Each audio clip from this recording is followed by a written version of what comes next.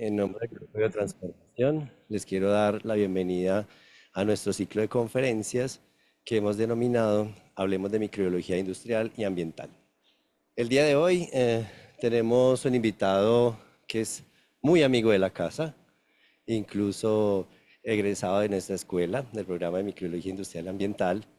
Y con la charla de hoy, él nos va a proponer un asunto muy interesante que sucede con las plantas de tratamiento de aguas residuales, que hoy en día son vistas simplemente como una plataforma, unos escenarios donde se realizan unos procesos de simplemente de limpieza, procurando pues la salud y el bienestar pues de los ciudadanos.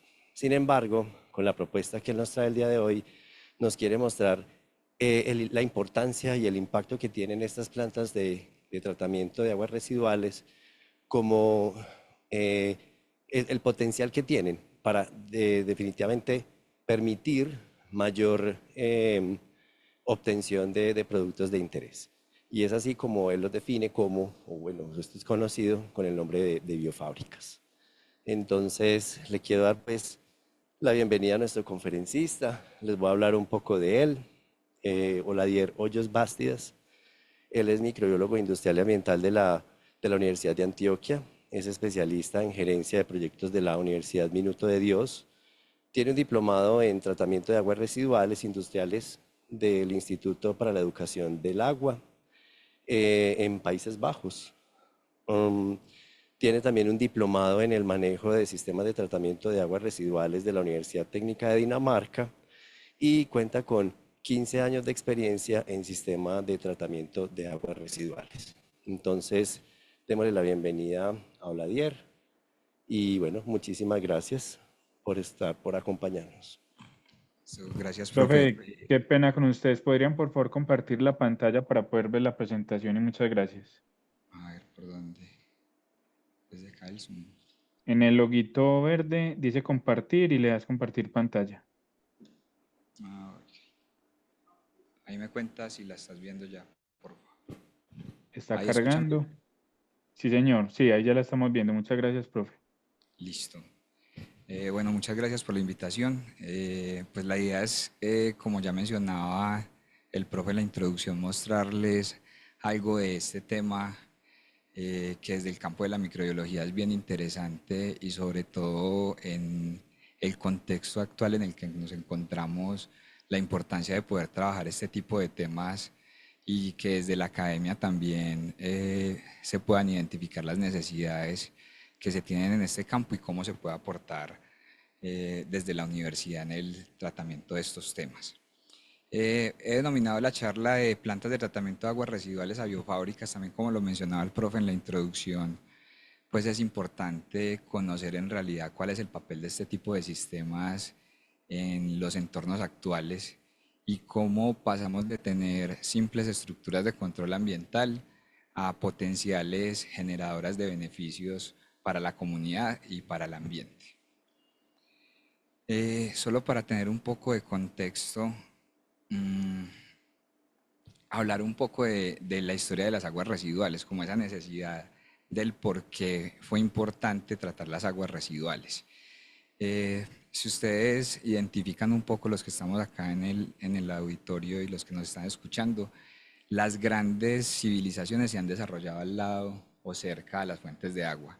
Eso siempre ha sido una necesidad. Nosotros como humanos siempre hemos tenido esa necesidad de tener una fuente de agua que supla como esas necesidades básicas de nosotros como humanos. Pero a medida que esas fuentes de agua se fueron contaminando, se fueron deteriorando, ya no se volvieron fuente de vida, sino fuente de enfermedad. Entonces empezaron a surgir grandes épocas de enfermedades transmitidas por el agua que evitaban ya que las comunidades se acercaran a esas fuentes y que generaban grandes problemas de salud pública. La imagen que están viendo en la diapositiva es una quebrada que es muy conocida por nosotros, que es la quebrada Santa Elena, que más o menos en los años 50, 60 era una quebrada a cielo abierto. Esto es lo que hoy conocemos como la Avenida La Playa. Esa quebrada, a medida que se fue contaminando, acá no es pues muy claro, pero se pueden ver, se alcanzan a ver ahí mi señalador, descargas de aguas residuales directas que iban a la quebrada. Esta era una de las zonas más pudientes de la ciudad en esa época, pero a medida que se fue deteriorando, pues era un problema que no tenía una solución inmediata. ¿Y qué fue lo más fácil? Cubrirla, ¿cierto? Estas es como ya esas obras que se hicieron de cubrir la quebrada de la Santa Elena, porque claro, se nos volvía en ese momento un foco de enfermedad. Pero más o menos hace unos 100 años, un poco más, se desarrolló la tecnología de tratamiento de aguas residuales, donde se empezó a identificar que era posible tratar esas aguas residuales. Ahí aplica mucho lo que desde la microbiología conocemos mucho de algunas áreas del conocimiento, como esa teoría de la caja negra. Empezamos a llevar esas aguas a grandes zonas de almacenamiento, la dejábamos un tiempo ahí guardada y sabíamos que el agua salía ya teniendo un tratamiento o una condición diferente a la que empezaban.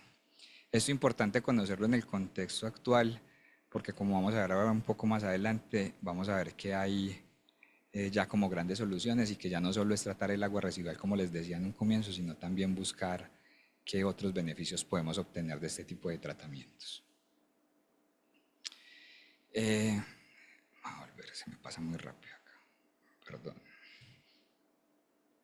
Ahí.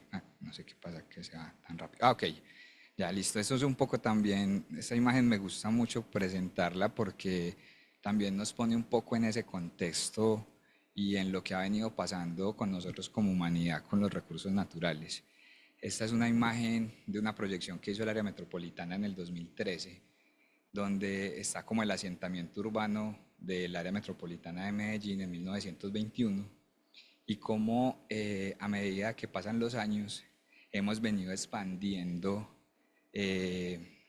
pues nuestro centro urbano y cada que nos expandemos vamos requiriendo más y más recursos. Esto que ven acá en la parte superior de la diapositiva es lo que conocemos como el Valle de San Nicolás, Río Negro, Marinilla, toda esta zona del aeropuerto, ¿cierto? Y miren que casi pues las simulaciones, estas simulaciones viejitas del 2013, pero miren que casi que nos vamos consumiendo como todo el valle y todo sobre la cuenca del río Medellín, que cada vez, pues si nos devolvemos un poquito, el plan de saneamiento del río Medellín empezó más o menos en los años 80, o sea que antes de esa época casi que todas las aguas residuales llegaban directamente al río Medellín. Si ustedes ven hoy, mucha de la actividad económica de la ciudad también está en el eje del río, ¿cierto? Los grandes eventos de ciudad están al eje del río, las grandes industrias como Bancolombia están al lado del río. Entonces todo el metro va al lado del río. Si no tuviéramos un saneamiento, casi que todos esos desarrollos hoy no podrían darse. Y lo mismo pasa a lo largo del mundo, como les mencionaba. Esta es la proyección a 2030, casi que ya nos tragamos pues toda esta zona y toda la montaña, que casi que ya estamos viviendo eso, pues ya somos casi que dos valles interconectados. Esta foto también es muy interesante, es una foto de 1977 y del 2013, es el mismo plano, ¿cierto? Lo que hoy conocemos como esta zona del Poblado y donde está ubicado Bancolombia. Miren cómo hemos crecido y cómo hemos cambiado, ¿cierto? Y cada que esto pasa, pues toda esta gente y todos los que estamos acá vamos demandando cada vez más recursos de agua, recursos de servicios de recolección de residuos, electricidad, tener mejores estructuras y movilidad sostenible. Es un poco como para que nos centremos en cómo ese origen de las aguas residuales está asociado directamente a nuestra actividad como seres humanos.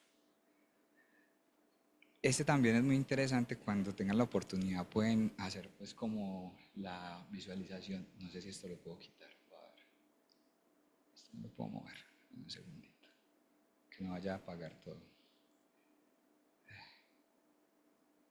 es que no sé, sí, ok, bueno, a ver si lo dejo por acá mejor. Ok, este es casi como un inventario que sale anualmente de cómo estamos cada uno de los países en nuestro, este es casi como que nuestro presupuesto anual por país de recursos naturales. Entonces, ¿cómo interpreta uno este infográfico? Si vemos este primer país que aparece acá, que tiene fecha del 6 de febrero, Lo que nos está diciendo es que a partir del 1 de enero hasta el 6 de febrero, Qatar tiene recursos naturales suficientes para atender la demanda que tiene en su país. Entonces, ¿de dónde Qatar obtiene lo que le falta para esos otros días del año? Y así nos vamos como moviendo en el globo. Si vemos por acá está Colombia. Colombia, según este inventario, tenemos hasta el 6 de septiembre de este año. Ahí vamos un poquito holgados, pero países más desarrollados, por ejemplo, como China, tenía hasta mayo 20, por acá el Reino Unido hasta mayo 17, por acá que es Chile hasta mayo 13, Canadá estaba por acá hasta marzo 26 y Estados Unidos por acá en marzo 13. Entonces esto es importante porque estamos centrándonos, digamos, en uno de esos recursos que es el agua, pero hay muchos otros, y tener también como claro ese impacto y esa necesidad de garantizar la sostenibilidad es importante incluso en nuestro día a día. Pero ¿qué hace una petar? Porque algunas veces también es un poco como un término que utilizamos a la ligera o muchas veces no nos preguntamos qué pasa con esas aguas residuales. Nosotros en EPM lo denominamos como el servicio silencioso o invisible, porque es el que nadie ve, ¿cierto?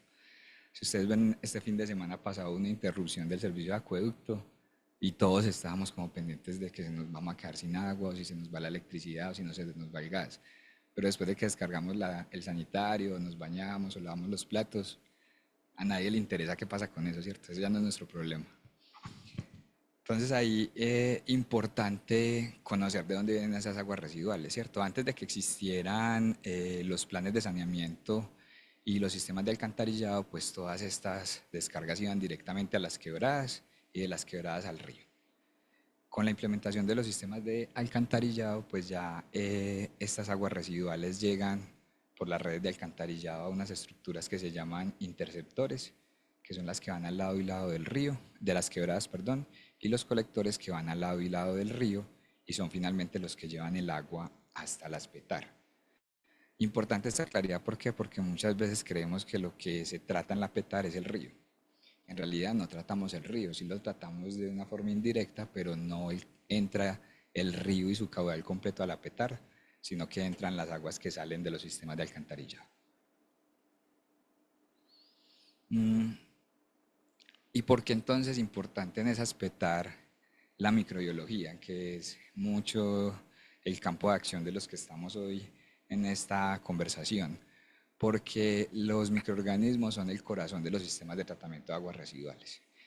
Entonces, la mayoría de los sistemas de tratamiento de agua residual, acá está un tren de tratamiento convencional, tienen una línea de agua que tiene un sistema que se conocen generalmente como lodos activados, y estos lodos activados pueden haber N derivaciones o modificaciones de ese proceso, pero el más conocido es los lodos activados, y los lodos activados básicamente es una comunidad de microorganismos muy diversa que se adapta a remover o a consumir esa materia orgánica que llega en el agua residual, la lleva hasta un punto de depuración que es aceptable para que regrese al cuerpo de agua, pero de ahí se genera una biomasa residual, que son todos esos lodos que crecieron, o toda esa biomasa de microorganismos que creció y se alimentó de esa materia orgánica.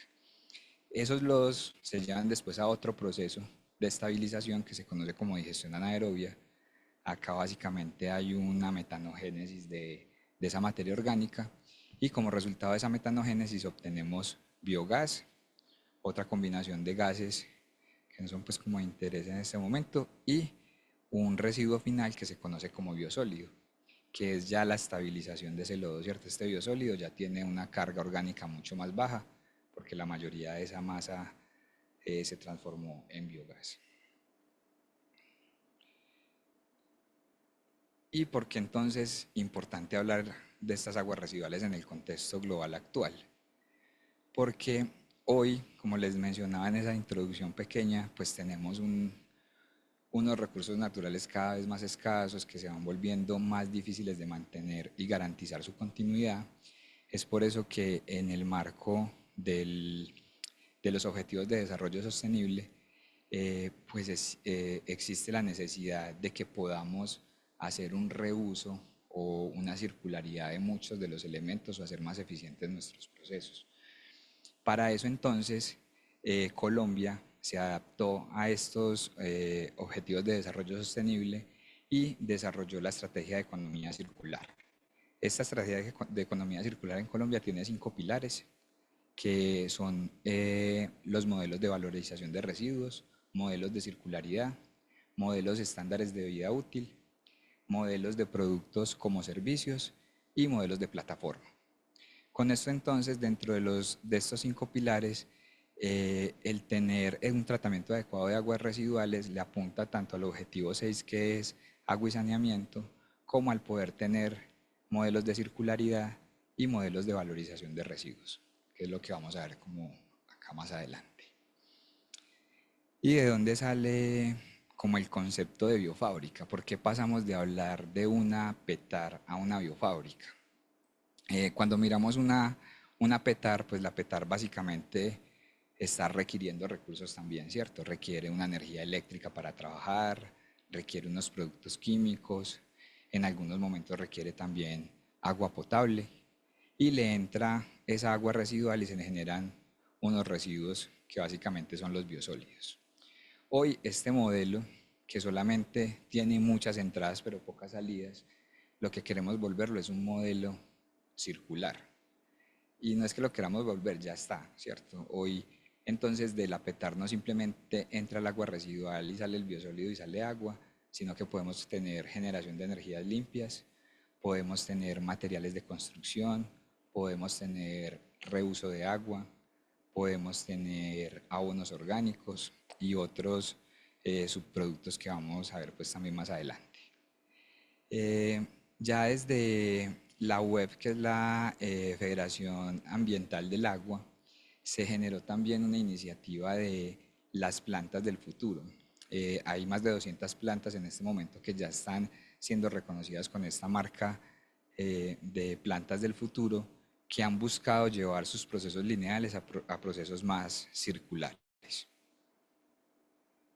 Algunos casos de éxito que ya están identificados y documentados, por ejemplo, esta se conoce como una biorefinería, que es de la empresa Billund de Dinamarca, que en 2015 fue la primera empresa que pudo certificarse como una biofábrica. Básicamente esta planta es como un gran centro empresarial que recoge todo lo que está alrededor de diferentes industrias y lo aprovecha, partiendo del tratamiento de las aguas residuales. Entonces puede generar fertilizantes orgánicos mezclados, o puede sacar fósforo directamente, obtienen bioplásticos también. De la incineración de lodos pueden obtener calor, pueden generar electricidad, reciben residuos, por ejemplo, de animales y regresan agua residual tratada a los reservorios cercanos y cierran como el ciclo completo, ¿cierto? Porque todo este calor finalmente es para volver a alimentar los hogares y pueden ir moviéndose como en ese sentido. También en Dinamarca, en el 2016, la ciudad de Aarhus se convirtió en la primera zona con un ciclo hídrico energéticamente neutro. ¿Qué quiere decir eso? A partir de la energía que se generaba en la planta de tratamiento de aguas residuales, ellos podían entregar la energía necesaria para que se hiciera el bombeo de agua potable hacia las casas. Entonces ahí tenían un cierre del ciclo donde no tenían que tener un excedente externo de energía. Este es otro ejemplo en Latinoamérica, que es el caso de la PETAR de La Farfana en Chile, que también está considerada como una biofábrica. Tienen un 0% de uso de combustibles fósiles, todo lo que utilizan es energía generada a partir de su planta. Con esa energía pueden suplir también cerca de 140.000 hogares y tienen 8 millones de usuarios a los que les tratan el agua residual. Utilizan agua residual tratada para riego agrícola, suministro de fertilizantes agrícolas para la comunidad local y tienen todo un impulso con la COP24 para llevar sus emisiones de carbono a cero. Este es otro caso de éxito en Europa, en la zona de España. donde la empresa Qualia ya a partir de los subproductos de la planta de tratamiento de aguas residuales pueden obtener todos estos subproductos agrícolas como abonos que son patentados y que tienen ya comercialización pues directa en sus centros de distribución. Ellos también manejan diferentes proyectos. Este, por ejemplo, que es el Deep Purple Project, lo que busca es, por ejemplo, a partir de este tratamiento de las aguas residuales, generar biogás, generar abonos orgánicos, generar bioempaques y generar también materiales de construcción. Son proyectos que a hoy ya funcionan, que ya operan y que ya tienen pues como esos resultados. Lo mismo con este que es el Zeppelin Project, que lo que busca es a partir de todos estos residuos orgánicos, incluidos los generados en las PETAR, buscar diferentes formas de obtención de hidrógeno para llevarlo a un hidrógeno verde que pueda ser utilizado como combustible. Ya centrándonos pues como en el caso de éxito en Colombia, lo que tenemos más cerca, esta es como la infraestructura de tratamiento de aguas residuales que tiene hoy el Valle de Aburrá, con las dos plantas más grandes que son Aguas Claras y San Fernando, y otras 4 plantas pequeñas en el oriente antioqueño. Este es el caso de la planta San Fernando. Nosotros hoy en la planta San Fernando, posiblemente muchos de los que vivan acá en el sur del Valle de Aburrá les está llegando a sus casas ya gas generado en la planta San Fernando. Se está generando más o menos el 1% de la demanda de gas de la ciudad a partir del biogás que generamos en esta planta. Ahorita les voy a mostrar como un poquito más en detalle algunos resultados, pero tenemos una producción de biogás promedio de casi 6 millones de metros cúbicos año. Con estos 6 millones de metros cúbicos año podemos suplir el 30 al 35% de la demanda total de energía de la planta, que son unos 4.900.000 kilovatios. Se tiene una continuidad del 99.9%, que es un indicador muy bueno porque casi que operamos todo el tiempo y tratamos más o menos al año un aproximado de 50 millones de metros cúbicos de agua residual. Se remueven cerca de 420 metros cúbicos de arenas, que estas arenas tienen un potencial también de aprovechamiento muy alto. Se reducen unas 15.500 toneladas de CO2 anuales en la cogeneración de energía. Se sacan, estos sí son residuos sólidos de cribado que se llevan a un relleno convencional, que son más o menos 1.240 metros cúbicos. Recuperamos unos 20 metros cúbicos de agua al mes, que este número ya aumenta un poquito, estamos más o menos en 100 metros cúbicos de agua al mes, donde los llevamos nuevamente a los procesos para operación de algunos equipos. Tenemos una generación de energía a partir de energía solar fotovoltaica que cubre el 3% de la demanda de la planta. Y tenemos el aprovechamiento de materia orgánica como biosólidos, que la utilizamos principalmente en reforestación de suelos y compostaje. Esto es un poco para mostrarles cómo es nuestra planta de enriquecimiento de biogás. Fue una inversión que se hizo el año, estamos en 2025, a finales del 2024, por cerca de 20.000 millones de pesos costó esta planta para poder inyectar ese gas a la red. Este es como el panorama del sistema solar fotovoltaico que tenemos hoy, que genera unos 1.440 megavatios año, que equivalen al consumo de 703 hogares. Pueden ser equivalentes también a 727 toneladas de CO2 y es equivalente a sembrar unos 3.000 árboles, y que ya está hoy operando. También estamos ya en pilotos para hacer reuso del agua residual. En este momento el tema de reuso está un poco complejo con el tema de la normatividad, porque sí hay una normatividad, pero es una normatividad y que todavía tiene que tener algunos ajustes para poderse aplicar. Y ya como para cerrar, este es como también uno de los grandes beneficios pues, de tratar el agua residual, Hoy en el área metropolitana del Valle de Aburrá se tratan el 84% del total de las aguas residuales que generamos. Esta línea azul oscura que ustedes ven acá en la gráfica es la línea de la concentración de oxígeno a lo largo del río antes de que entraran en operación las plantas de San Fernando y Aguas Claras. Entonces, si ustedes ven, miren que después de la planta, pues ya por acá como a la altura de la planta San Fernando, la concentración de oxígeno caía mucho y casi que ya a la altura donde está ubicada hoy la planta de Aguas Claras, casi que la concentración estaba cercana al cero. Con la entrada de San Fernando, pues esta línea subió, otra vez volvía a caer ya como cerca a Copacabana, después se recuperaba otra vez esa condición y la línea que está hoy es la azul clara con la operación de las dos PETAR, que a futuro habrán otras dos PETAR, una en Copacabana y otra en Girardota. Bueno, eso era como lo que traía para mostrarles hoy en este ratico.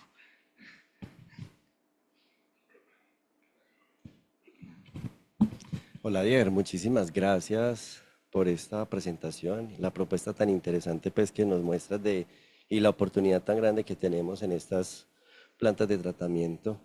Así que ahora pues quisiera abrir este espacio para...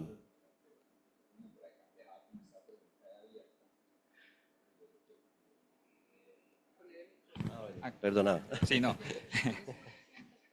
Sí, que no, que dejaba esta pregunta ahí abierta porque finalmente pues nuestro campo es la microbiología y creo que es lo que hay que dejar abierto a la discusión y es cómo, pues cuál es nuestro papel hoy acá, pero cómo la respondemos todos, porque creo que eso es como lo interesante. Pues yo le veo mucho potencial, finalmente, como les mencionaba en una parte de la presentación, pues el corazón de todos estos procesos es los microorganismos, ¿cierto? Finalmente son los que modulan y permiten que se puedan llevar a cabo o se generen todo este tipo de subproductos. Entonces creo que es todavía un campo que es muy amplio, que requiere mucho estudio. Si miramos hoy gran parte como de que no tengamos tantas plantas de tratamiento en el país, es que hay eh, pocas personas formadas como en el tema, ¿cierto? Pocos grupos de investigación también que lo trabajen, no hay suficientes recursos como para poderlos viabilizar. Bueno, muy bien. Listo. Bueno, nuestro propio invitado abrió pues la discusión con una pregunta bastante interesante que de hecho pues nos pone a reflexionar sobre el papel pues, de esta importante profesión pues, en este proceso. Tenemos una pregunta, pues antes de, no sé si de pronto alguien del público tenga alguna pregunta. Bueno, perfecto. Tenemos una pregunta aquí en el público que nos acompaña por vía virtual y es que nos dice Dayana Zapata. Buenas tardes, excelente presentación, profe. Quisiera preguntar, ¿realizan análisis microbiológicos a los biosólidos para su reuso en agricultura? Y si es así, ¿qué patógenos se buscan allí?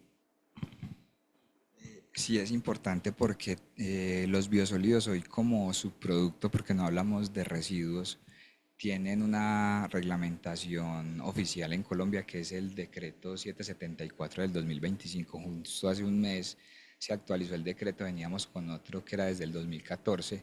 Se evalúan 4 parámetros microbiológicos: coliformes fecales, salmonela, huevos del mintos y virus entéricos. Hay también una realidad de país, como les decía, y es que, por ejemplo, hoy no hay ningún laboratorio que realice el análisis de virus entéricos y menos en la matriz de biosólidos, porque entonces también lo que nos pide la normatividad es que esos parámetros estén acreditados para poder hacer el aprovechamiento. Pero sí se hacen esas mediciones.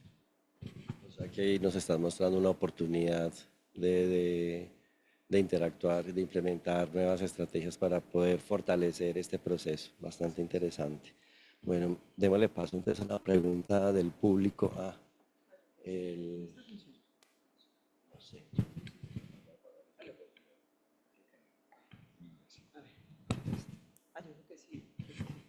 Bueno, hola Dier, no, la verdad, felicitarte, a mí me alegra mucho verte ahí en ese rol, que lleva ya una trayectoria muy significativa en EPM. Entonces, como este seminario lo que busca también es como motivar, está muy diseñado para que nuestros estudiantes, que son a futuro tus colegas como microbiólogos, se motiven pues como con las diferentes aplicaciones y campos en donde se pueden desempeñar. Entonces, quisiera preguntarte cómo ha sido ese recorrido desde cuando saliste como microbiólogo industrial ambiental, todos los años de experiencia que tienes, esa evolución, porque tú ahorita al comienzo, bueno, no en la charla, pero nos decías que ya estás en otro rol en EPM. Entonces quisiera como que nos contaras un poquito esa experiencia desde tu formación base de microbiólogo hasta lo que estás haciendo ahora y qué tanto te ha fortalecido o más bien te ha aportado lo que fue tu formación como microbiólogo industrial ambiental. Esa es la primera pregunta. La segunda es, debido justamente a esa trayectoria, eh, ¿cómo es esa retroalimentación que nos puedes dar a nosotros, por ejemplo, como grupo de investigación, como escuela de microbiología, alrededor de esa formación de los estudiantes? Como decir, bueno, muchachos, hay que fortalecer acá estos estudiantes y ahorita decía, se necesita más personal para este tipo o este campo. Entonces también como cosas claves que uno diga, muchachos, pueden irse a estudiar por este lado, se requiere más en este sector. Esas serían como desde la parte como profesional. Y tengo algunas preguntas pues como desde el punto de vista técnico, pero las voy a dejar primero para que me respondas esta. No, pues respondiendo a la primera, digamos que no ha sido un camino fácil en cuanto a que como microbiólogos siempre nos encasillamos un poco en el laboratorio, en la caja de Petri, ¿cierto? Entonces hay que salir un poco de ahí. El mundo es mucho más amplio y con más opciones. Sí, es muy importante porque sí, muchas veces también estamos con un ideal del laboratorio que es muy importante y que obviamente pues todo nace de allí, pero que muchas veces hay que romper ese molde pues y también pasar a otros escenarios y, el interactuar también con otras profesiones, porque creo que tenemos que ser también ahí un poco más humildes en ese tema y pensar que no lo vamos a poder hacer todos solos. O sea, todo desde un solo campo del conocimiento no se va a poder construir. Entonces eso ha sido importante como poder mostrar ese papel del microbiólogo en la industria y cómo en realidad se aporta desde ese conocimiento de lo que pueden hacer los microorganismos, desde lo que entendemos de esa dinámica y poderlo llevar a estos procesos a escala que son muy importantes y que son muy beneficiosos como lo veíamos pues ahí en el transcurso de la presentación.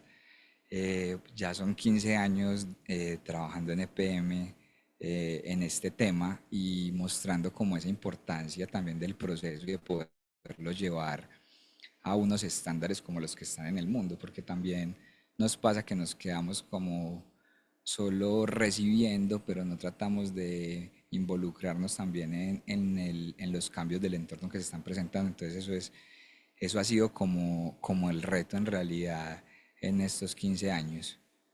Y la otra pregunta. Total, la recomendación es salir de la caja de Petri, ¿cierto? O sea, pensarnos diferente. Cuando he tenido la oportunidad de dar clase acá en la universidad, les digo que finalmente la universidad te da unas herramientas, pero no te va a mostrar todo lo que hay. Entonces la idea es poder aprovecharlos y hay muchos campos, no solamente pues este es uno de muchos, pero que la realidad es que nos podemos desempeñar fácilmente en buscar alternativas y en mirar también cómo nuestra profesión aporta desde otra mirada, que yo creo que eso es lo importante, no solamente quedarnos con lo que vemos del libro, con esa formación básica, sino que podemos ir más allá, buscando en la industria. La industria tiene un campo muy amplio de aplicación, es un campo que es con muchas más oportunidades y mucho más inexplorado que otros campos, entonces hay siempre muchas oportunidades, como les decía, ya desde las aguas residuales, desde los lodos activados como tal, se pueden sacar biopolímeros, podemos sacar energía eléctrica, podemos hacer también vigilancias epidemiológicas, podemos también sacar todos esos materiales de construcción, todos estos abonos orgánicos. Ahora con todo este tema de la guerra en Ucrania, los fertilizantes orgánicos se volvieron muy costosos y hubo una escasez muy alta, los precios se elevaron muchísimo y hubo una gran demanda por todos estos productos derivados de un origen orgánico y que precisamente cierren ese círculo. Entonces también mucho de lo que están haciendo hoy las industrias es buscar esos sellos verdes, porque finalmente eso trae una ventaja para su producto. O sea, todos somos muy ahora de que el orgánico, lo que venga de un origen renovable, y esa es parte de eso también, ¿cierto? De que podamos, como les decía, esa brecha que se nos está generando a nivel de los recursos, tratar de cerrarla y que seamos cada vez más autosostenibles. Bueno, Nayer, en tu primera respuesta a las preguntas de la profe, mencionabas algo muy importante y era esa, pues no solamente reconocer el papel del microbiólogo, sino que aquí convergen una serie de conocimientos y esa interacción interdisciplinar sin duda es, muy importante para todo este proceso. Otra cosa también muy importante es que en este tipo de procesos también convergen otros estamentos. Por ejemplo, converge la empresa, el Estado, la universidad. ¿Cómo ves esas interacciones? ¿Qué potenciales tiene cada uno de estos sectores como para fortalecer estos procesos y sacar adelante pues estas biofábricas? Esa pregunta también es bien interesante porque ya mirando desde afuera de la universidad, lo que uno logra ver cuando tiene una necesidad desde estos procesos es que la universidad, y lo hablo en el entorno de Colombia, seguimos siendo mucho de, yo voy a responder una pregunta de investigación, pero me quedo en responder eso, no veo el impacto que eso va a tener. Y muchas veces la necesidad que tiene la universidad no es la misma que tiene la industria. Entonces la universidad tiene la necesidad de publicar, de llevar un artículo, de mostrar que son un grupo de investigación clase Z, lo que sea, pero se olvidan de la necesidad de la industria. Entonces ese modelo ha sido poco exitoso acá en Colombia. Cuando uno ve la dinámica de ese tipo de interacciones por fuera es muy diferente. La universidad está buscando darle solución a la necesidad que tiene la industria, ¿cierto? Porque finalmente ahí es donde está el recurso. Y casi que nuestro modelo se ha vuelto un modelo muy dependiente de lo que nos pueda dar el Estado y que esa dependencia de esos recursos muchas veces es limitada y no está respondiendo a necesidades reales que tengan las industrias. No, no estoy generalizando pues obviamente con el tema porque sé que hay convocatorias incluso al interior de la universidad que sí tratan como de cerrar esa brecha, pero creo que eso ha sido ahí complejo. El tema con los entes gubernamentales siempre ha sido difícil. Les comentaba ahorita que hace solo un mes y medio salió la nueva norma de biosólidos, una norma que veníamos trabajando hace 10 años en la actualización. La primera salió en 2015.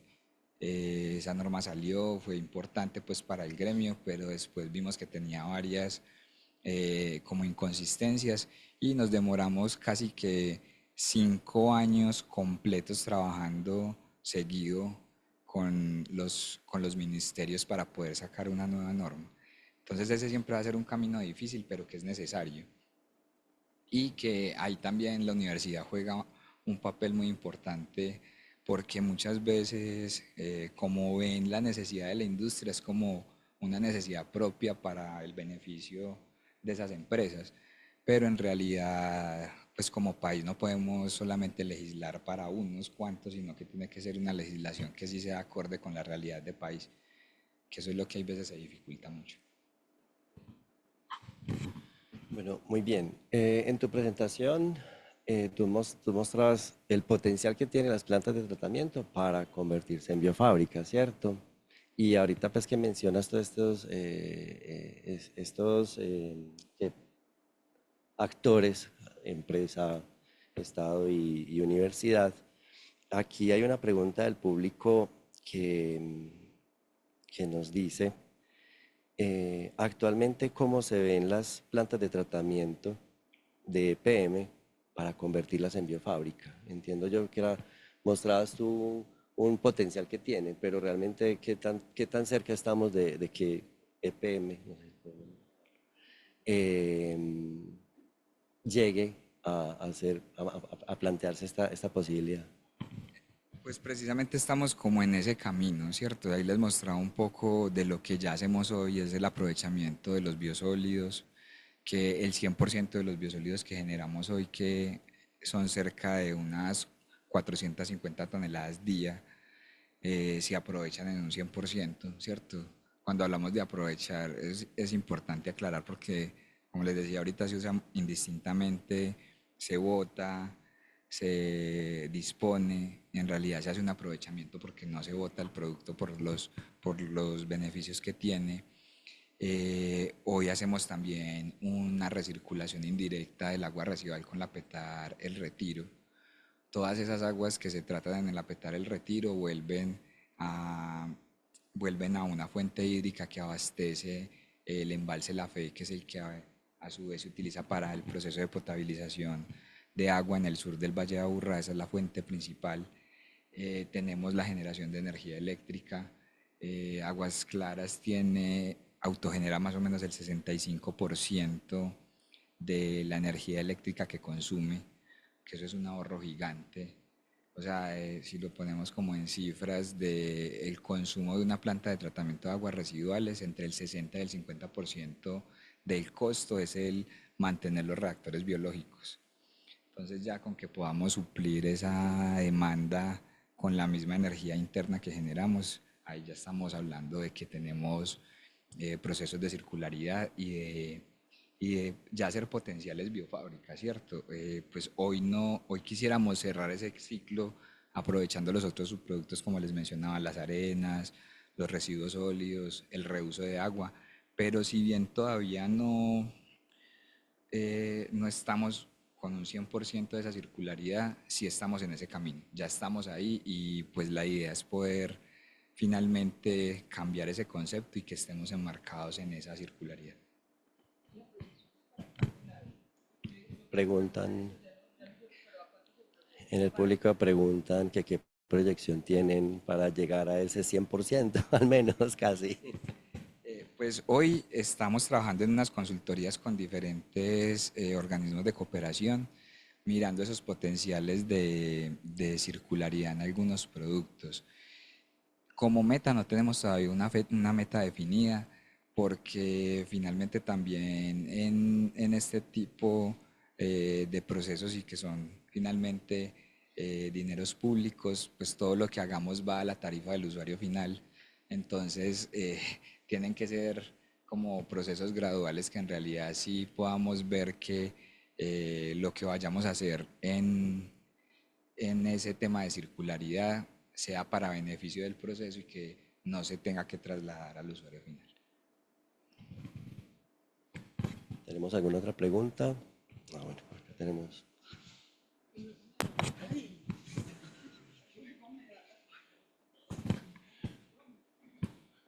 Buenas tardes. Hola, gracias por tu presencia en la sala. Bueno, acá, por ejemplo, se comenzó con un servicio, ¿cierto? Era el tratamiento de aguas residuales y se proyecta a hacer una recircularidad. ¿Cómo EPM promueve esa interacción entre la academia y EPM para, pues, si hay banco de proyectos, si, no sé, de qué forma se está promoviendo este proceso a nivel regional?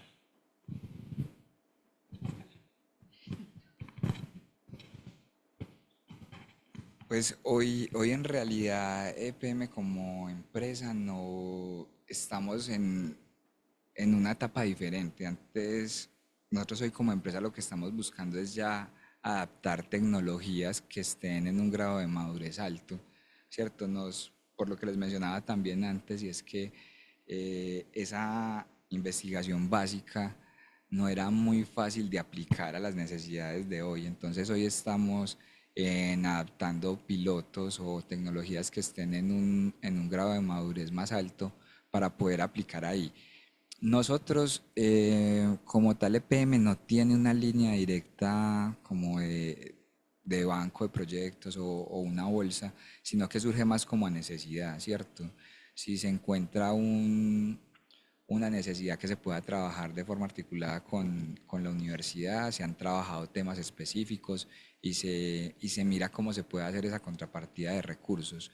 Pero hoy que haya una estrategia definida y clara como para ese trabajo con universidades, lo hablo solo pues desde el proceso de tratamiento, no la conozco. Sé que sí han trabajado por el tema con el tema de hidrógeno verde, que han trabajado con aguas claras, hay una línea de investigación conjunta que ha tenido recursos, lo mismo con el tema de biosólidos también, con el tema de biogás también se ha trabajado.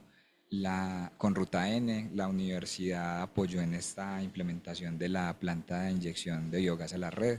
Entonces, más que un banco, ha sido como esas necesidades específicas. Por lo que les digo, ese modelo como del banco de proyectos no ha sido tan exitoso. Entonces ha surgido más como esa necesidad. Hola, Dier, aquí orientando pues con las preguntas que tenemos aquí en el chat con relación al tema que se está discutiendo. Juan Camilo Viana nos pregunta, ¿cuál crees que es la mejor manera de iniciar este camino del aspetar como microbiólogo? ¿Ya? ¿Y qué experiencias podrían ser complementarias al proceso educativo que recibimos en la universidad? Pues yo, a ver, al responder la primera, como les mencionaba, creo que es mucho también de las ganas de cada uno, ¿cierto? De explorar como esos campos y poder abrirnos un poquito, aunque ahí yo pensaría que sí tiene que ser más fuerte la universidad también en vender al profesional que están formando. Creo que ahí nos quedamos cortos muchas veces nosotros como universidad, lo digo nosotros porque soy profesor de cátedra en ocasiones en la escuela, entonces creo que ahí no somos tan fuertes en vender a ese profesional que estamos formando, en mostrar esas capacidades en las que están formándose. Creo que ahí hay una falencia. Y creo que el mismo programa de microbiología industrial debería también evaluar qué tan fuertes somos como en esas otras líneas de profundización temática, que sé que también es complejo porque no es tan fácil, es más fácil decirlo que hacerlo, pero creo que sí se necesita hacer ese estudio de entorno y mirar dónde está la necesidad y poder hacer esas líneas de profundización. Creo que eso es importante para poder guiarnos como por esos caminos. Acá estamos hablando hoy de una línea de aguas, pero seguramente habrán muchas otras, como las energías renovables, que también es un tema hoy que es importante, toda la analítica de datos y toda la inteligencia artificial que hay hoy, por ejemplo, asociada a este tipo de procesos, que fue un tema que no tocamos, pero hoy ya las plantas, per se, una planta, por ejemplo, como Aguas Claras, que trata 5 metros cúbicos por segundo de agua residual, en otros países la opera una sola persona desde la casa. Entonces, también hay que mirar cómo estamos evolucionando a eso y cómo los procesos biológicos también pueden ser operados y mantenidos por las personas que conocen los procesos desde su formación, no solamente por otro tipo de conocimientos. Y hay un tema que yo también cuando he tenido la oportunidad de dar clases, yo les digo incluso a los muchachos como que ellos sean un poco más críticos de la formación que les dan, ¿cierto? Pues porque no nos podemos quedar también como callados ahí, como caballitos cocheros ahí, que no nos corten el Zoom, pero, pero creo que eso es también importante porque muchas veces damos muchas cosas por sentadas o esperamos que nos entreguen mucho desde la universidad, pero tampoco hacemos como ese alto en el camino para revisar qué es lo que está pasando y si esa formación que estamos recibiendo está acorde o no. Incluso en ocasiones, cuando he tenido la oportunidad de recibir estudiantes de práctica, eh, la empresa pues hace unos procesos de selección muy rigurosos y ve uno que los de microbiología se quedan en el camino, ¿cierto? Que no alcanzan como a pasar esos filtros y eso es triste porque finalmente uno dice hay algo ahí que está fallando. Es que, pues yo no estoy como en ese proceso inicial, sino ya al final, pero la empresa es muy rigurosa en hacer un proceso de selección con psicólogos, con pruebas psicotécnicas, y uno como que se van quedando ahí, entonces ahí en las pruebas psicotécnicas, que es con donde evalúa. No, pero también, pero es como un todo.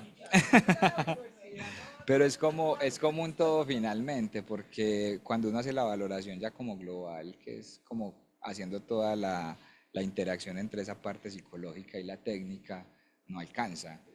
Entonces es importante también ahí mirar esa parte de la formación, que como les digo, no es solo lo técnico.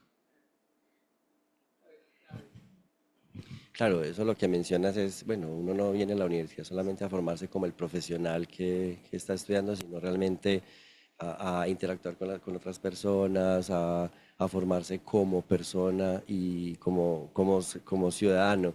Entonces eso le permite a uno dimensionar procesos, ser crítico y bueno, ahí vemos que eso es importante pues como para establecerse en una empresa, no solamente, yo tengo este título como tal y voy a ejercer tal, no, hay más allá del título, seres integrales, que es lo que incluso pues en la universidad se busca.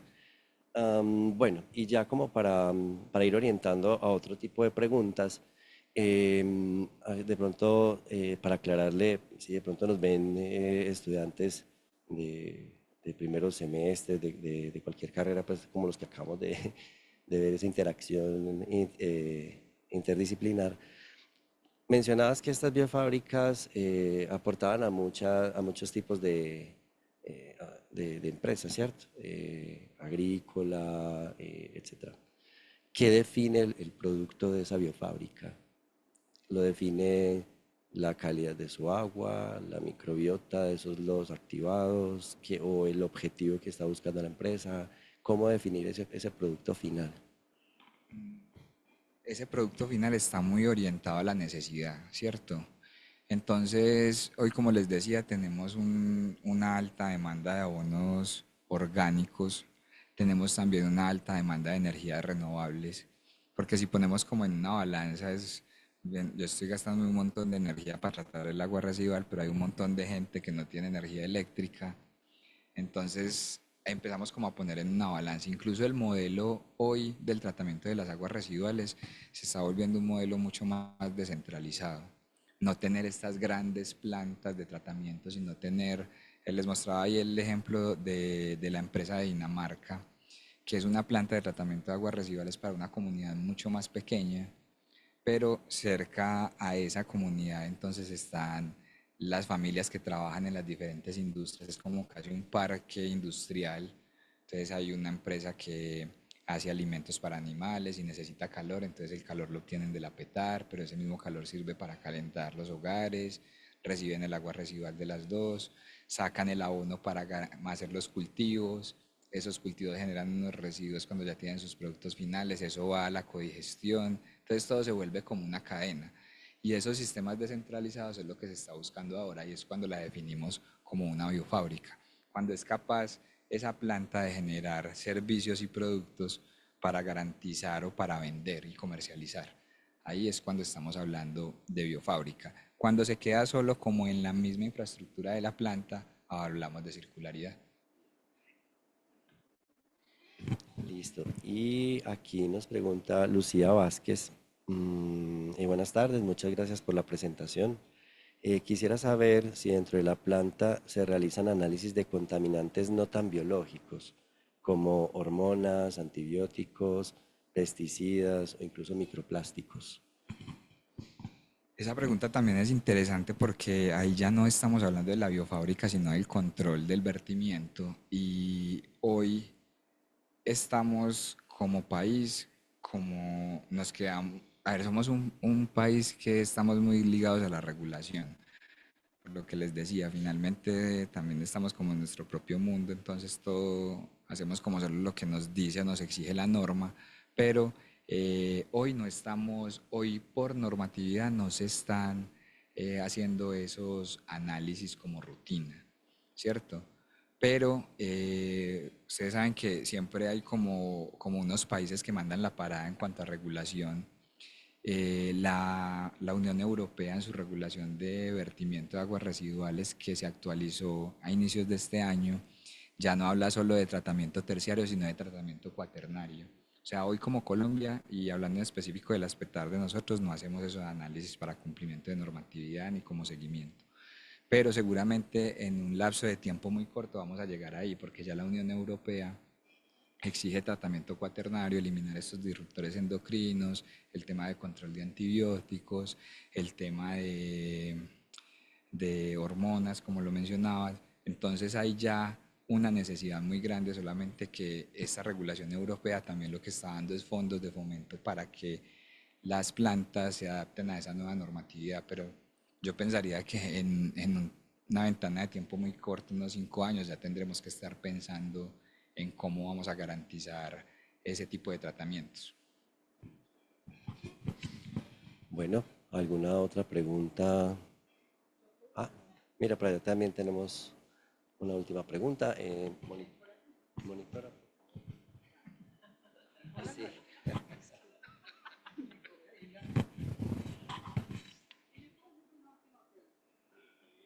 Listo, buenas tardes. Eh, pues desde una vista, desde las PETARs como biofábricas, y más que todo como estudiantes, pues ¿qué oportunidades existen para estudiantes de microbiología industrial ambiental que digamos quisieran vincularse a estos proyectos de investigación aplicada?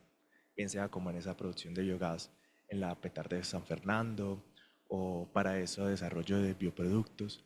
Y pues también es relacionado sobre EPM, a ver si existía alguna pasantía en semilleros o convenios que pues puedan promover esa participación académica.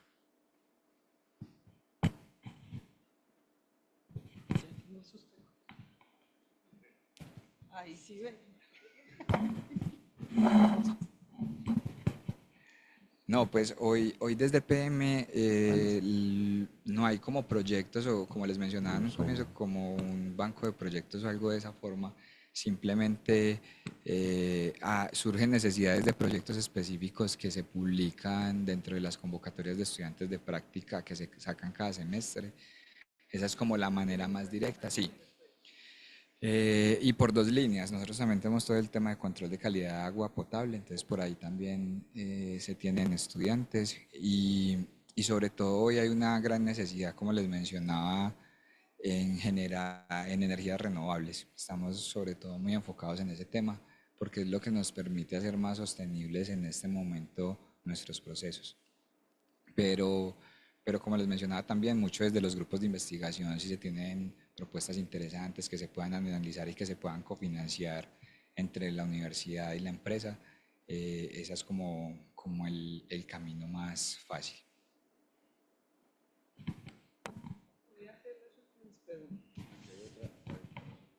Ah, bueno, para que vayamos terminando, porque ya van a ser las 3 o son las 3. Bueno, hola, Dier, yo tengo dos preguntas que te decía ahorita desde lo técnico. Una es que, bueno, es claro que Medellín y Antioquia con EPM es líder como en el tratamiento de aguas en Colombia. No sé Bogotá cómo está, me gustaría de pronto que nos contaras un poco ese panorama de Colombia, porque pues no hay que negar que Medellín es pionera y EPM es pionera como empresas públicas para este tipo de procesos. Entonces, ¿cómo se están manejando el resto de las aguas residuales en el país? Y cómo ahorita con esa propuesta de hacer como microcentrales o micropetar, pues eso cómo se proyecta como país. Pues obviamente no eres el presidente, pero estás en el área, entonces como para pensar en eso. Y lo otro es que el tema de esa circularidad es cómo nosotros como consumidores, como usuarios del agua pública y de los servicios públicos, estamos contribuyendo a ese proceso de que las aguas lleguen menos contaminadas, con menos residuos, porque incluso ustedes a veces incluso tienen que sacar sólidos, retirar unos sólidos, hacer unos filtros previos para tratar las aguas. ¿Ha mejorado esa cultura ciudadana alrededor del reciclaje, alrededor de que las aguas lleguen, digamos, como más fáciles de tratar? Y el manejo de residuos sólidos, que también es un tema que ustedes deben, no es propiamente tu área, pero está muy en ese tema de residuos. Quisiera como que nos dieras ese panorama un poco como del comportamiento ciudadano. Gracias. A ver, el panorama hoy como país les mencionaba que hay un plan nacional, una estrategia nacional de economía circular, pero también hay un plan nacional de manejo del agua. Hay una meta como país a 2030 de tratar el 68% de las aguas residuales que generamos. Las únicas ciudades que tienen grandes plantas de tratamiento en el país son Cali, Bogotá y Medellín. Bogotá en este momento modernizó su PETAR, que es la PETAR de hace más o menos como unos 4 o 5 años, puede que esté mal en el dato, pero sé que ya sí la modernizaron. Ellos antes tenían solo tratamiento primario avanzado y ya tienen biológico en la PETAR del Salitre. Y en Bogotá se va a construir la PETAR más grande del país, que es la de Canoas, que esa PETAR ya viene como inmersa con todos estos temas de recuperación de nutrientes, generación de energía, aprovechar pues como mejor todos esos subproductos. Entonces como país todavía nos falta, por lo menos las iniciativas ya están ahí y están como las metas de país y hay como los instrumentos regulatorios también que están ayudando a que se pueda materializar el tema. Pero sí, definitivamente nos falta. Principalmente porque la normatividad también está muy arraigada a hacer el control desde la industria, pero las industrias, pues ese no es su nicho ni es su know-how hacer tratamiento de agua residual. Entonces una gran industria de pinturas, de cárnicos o de alimentos, pues no, dices que ese no es mi core, yo no, ¿para qué me voy a poner a tratar las aguas residuales? Pues me están como enredando ahí la vida y tal vez ahí es donde hay que buscar cómo equilibrar ese tema, pero ahí también hay un gran nicho de oportunidades para también la academia, ¿cierto? De mirar cómo le solucionan, como les decía, esas necesidades a esos procesos. Y la otra, como usuarios, creo que todavía nos sigue faltando mucho. Nosotros como empresa estamos siempre trabajando mucho de la mano de educación al cliente con ese tema, pero siempre vienen como apareciendo cosas. Hoy, por ejemplo, el tema de los pañitos húmedos es un problema gigante, no solo acá en Colombia, sino en el mundo. O sea, las tuberías se taponan, los equipos se dañan. Entonces, el dejar todavía el tema de escombros en las vías, el tema de dejar basuras, todo eso finalmente llega a las plantas de tratamiento. Entonces, el seguir teniendo esa conciencia, como les decía al principio, de que después de que yo descargue el sanitario, a mí no me importa que vaya por ahí, ¿cierto? Eso, o qué pasó con eso, yo ya me libré de ese problema. Es, eh, es tener esa conciencia desde ahí, de saber qué pasa también con eso que yo estoy generando, a dónde va eso. Entonces, el que yo eche el aceite por el lavaplatos o el que eche todo lo que se me imagine por el sanitario, eso es falta también de que nos hagamos como el paro en el camino y preguntarnos qué pasa con eso para ser más conscientes de esas problemáticas. Y bueno, ya aquí como para terminar, una pregunta del público que nos hace lío. ¿Qué sabe de la producción de energía eléctrica a partir de bacterias en aguas residuales? Ese es un tema que viene como en mucho auge en los últimos 15 años más o menos y es el tema de las biobaterías, que se puede generar energía eléctrica a partir de los reactores biológicos, pero en este momento esa es una tecnología que viene como en desarrollo, falta todavía avanzar en esas investigaciones, pero es otro nicho importante también. Yo sé que Univalle había trabajado mucho en ese tema, pero es otro potencial gigante que hay con poder hacer ese manejo. No lo he visto todavía a gran escala operando, pero a nivel de laboratorio sí, sí está más adelantado. Bueno, Ladier, muchísimas gracias también al público que nos acompañó de manera presencial y virtual con sus preguntas. Nuevamente a ti, gracias pues por mostrarnos todo este potencial, por crearnos también conciencia de dar esa reflexión en términos del cuidado del agua también y de cómo podemos sacarle mayor provecho a estos procesos y también sobre el papel pues, que nosotros como microbiólogos podemos cumplir allí, sin olvidar ese trabajo interdisciplinar, claro está. Así que bueno, entonces por parte del grupo de Biotransformación, pues agradecerles su participación, recordarles que tenemos ahí un QR para que ingresen y dejen su asistencia, también sus comentarios sobre este ciclo de conferencias y también invitarlos a nuestra próxima sesión. Recordemos que este ciclo de conferencias, Hablemos de Microbiología Industrial Ambiental, es un espacio del Grupo de Transformación de la Escuela de Microbiología que abrimos el último viernes de cada mes. Así que nos vemos dentro de un mes, muy juiciosos por este mismo canal. Cuídense mucho, muchísimas gracias a todos.